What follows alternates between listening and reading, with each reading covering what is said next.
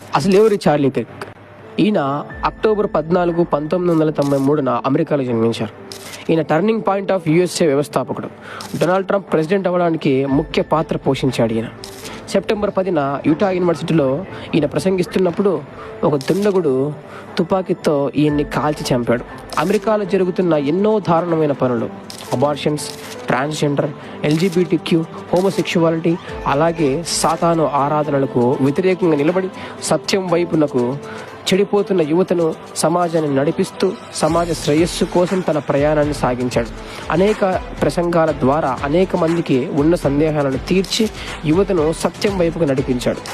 ఎంతోమంది విరిగి నలిగిన వారికి దేవుని ప్రేమను రుచి చూపించి వారిని దేవుని వైపునకు నడిపిన గొప్ప దైవజనుడు.